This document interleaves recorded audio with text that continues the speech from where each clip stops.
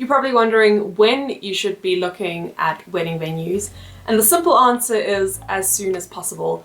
I have been engaged now for 1.5 years, and every time we think we have found our venue, something happens and we change our minds and we realize this isn't the place that we want to get married. If you have all these questions and you ask them firsthand before you get deeper into the process, I think it becomes a lot easier to make up your mind sooner or disregard a venue sooner than setting your heart on it and then deciding a few months later maybe this isn't it.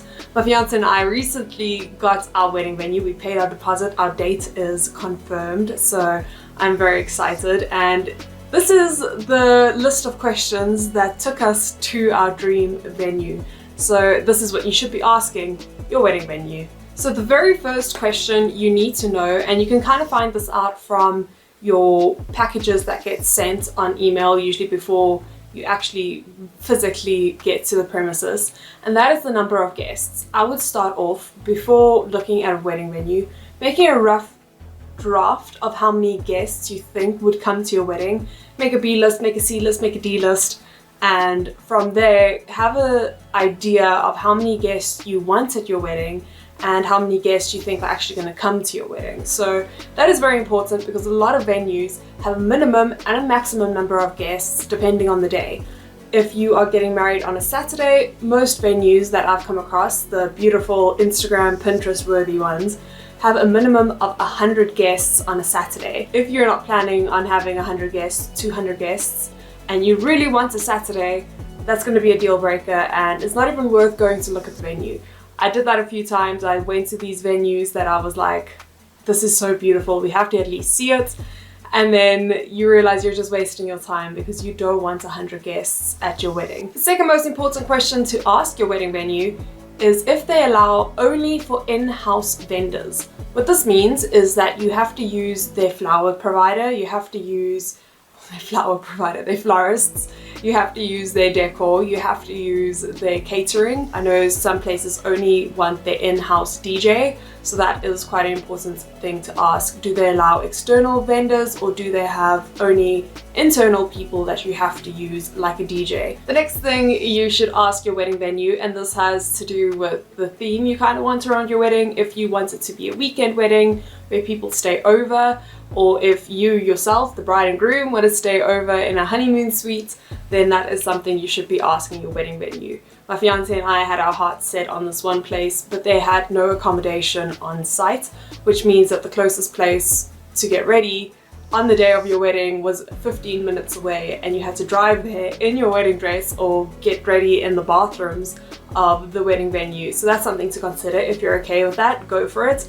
But I found that it was basically the same price as wedding venues which included accommodation or a night stay for the bride and groom, complimentary included in the venue hire price. That is something to consider, some added costs. Also, just for ease of mind, I would love to wake up on my wedding day, be at the venue, know that everything is being sorted, I don't have to drive anywhere, I don't have to worry about traffic or rain or anything that could be going wrong. So for me, that was very important that they had accommodation on site, and that at the end of the night I didn't have to worry about organizing any shuttles, that my guests could stay on the premises, or those who want to go home can go home, but I didn't want to drive anywhere, and I didn't want my husband, future husband, to drive anywhere either. So that was very important to me.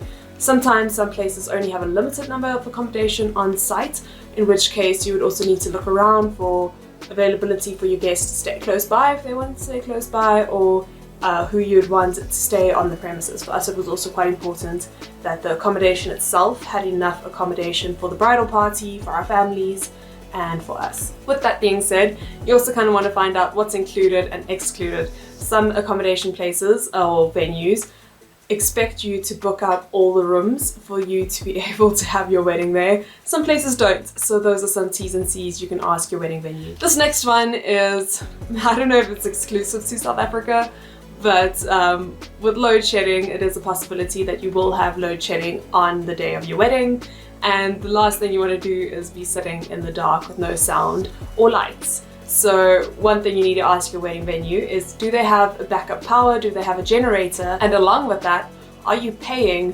for those generator hours that are being used? Nowadays, because load shedding is happening so often, some venues do charge you for the fuel that they use for their generators during your wedding. So that will be an added cost as well. Some places don't, so that's a quite important question to ask. Is the generator included or excluded? The next one is sound. You want to ask your wedding venue, do they have sound by the ceremony area? Do they have sound for the reception? And do they have sound for the canopy area? Meaning, if you hire a DJ or if you're using the internal DJ, are you going to need to have speakers at all those different venues? Will you need to bring your own microphones? What does the venue cater in terms of speakers and sound?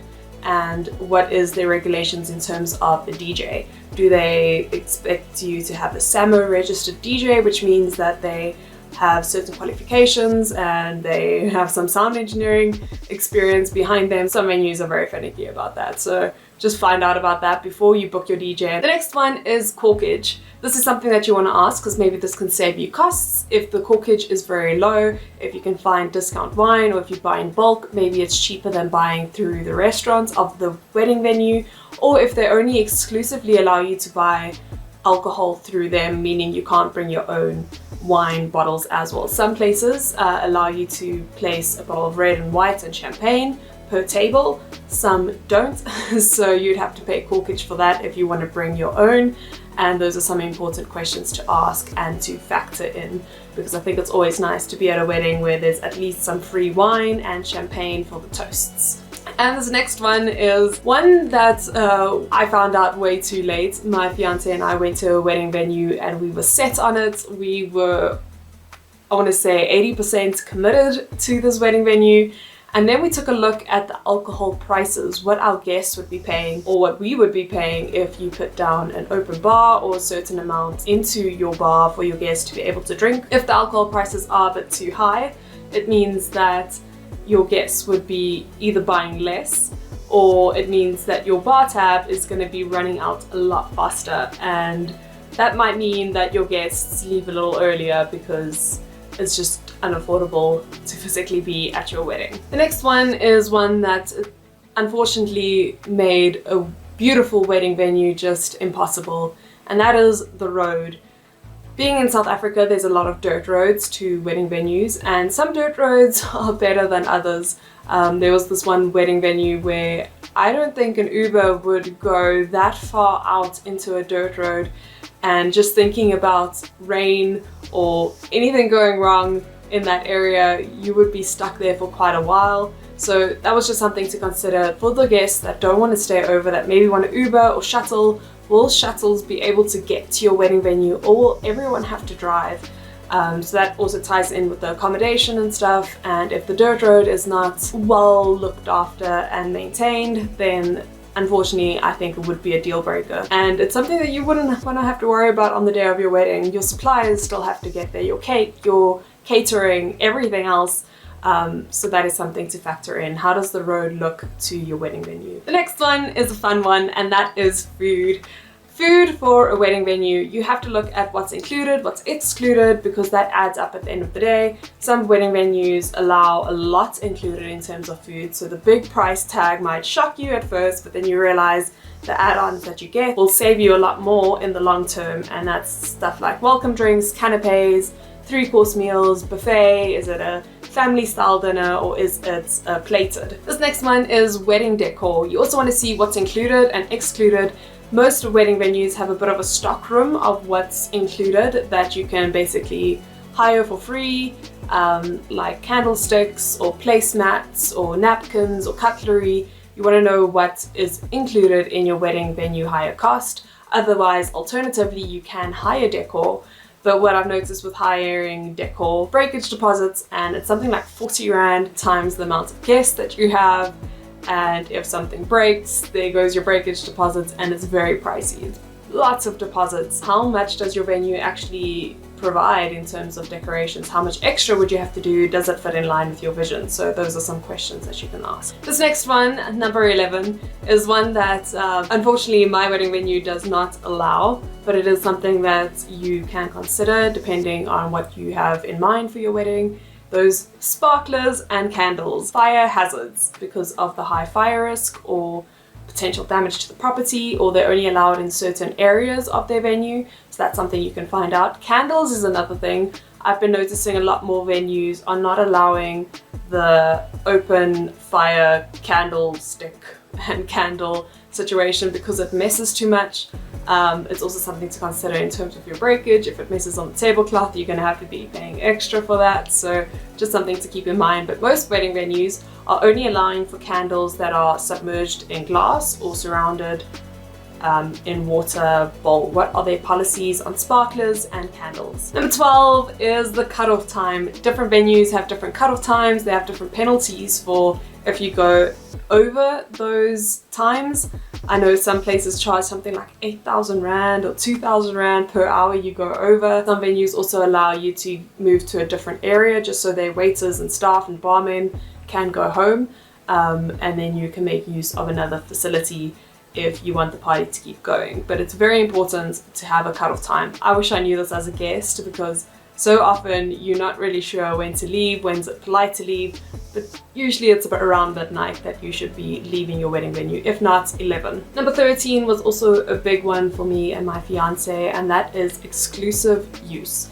Now, this has to do with, is your wedding open to the public, essentially? We went to this beautiful wedding venue in Centurion, and we realized that the restaurant will still be fully operational, and the restaurant was in the middle, glass windows to the ceremony area and glass windows to the reception area, which kind of made you feel like your wedding will be in a fishbowl because they don't close the restaurant, it is open to the public. So exclusive use is something that is, if it's important to you, if it's important to have your day feel fully private, then that is something I would recommend asking your wedding venue. Do you get exclusive use of the property? With that exclusive use, you also want to ask your wedding venue if they have weddings that Friday and that Sunday, or the days before and after your wedding. If you're getting married the Saturday and there's a wedding on the Sunday, it means you have to be out of your room fairly early. And if you've been having a great time and you had a great wedding, I'm sure you don't want to get up too early. So that is something to consider. That's something you're going to have to maybe negotiate with your wedding venue if they usually do Friday, Saturday, Sunday, or they just happen to be a very busy wedding venue. Another thing you can ask your wedding venue is if they have an indoor option in case it rains. Do you pay extra if you change to the indoor option? And the last one, which is also a little bit of a tricky one and a fine detail one, but is VAT included? Will you be paying extra for VAT? I so often made the mistake of comparing wedding venues and pricing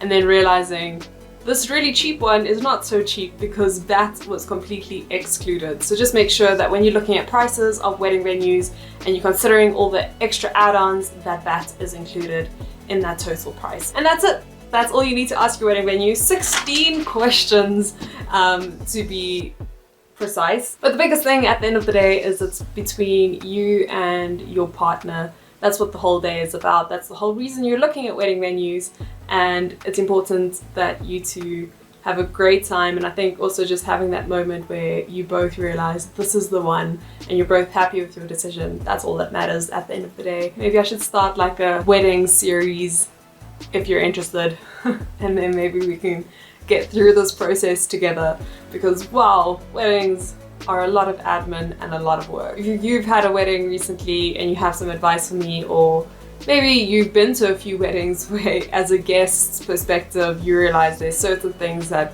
you would also want to ask a wedding venue, then comment them down below and let's have a conversation.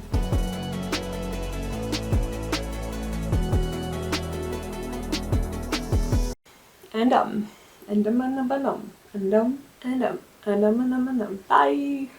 Bye.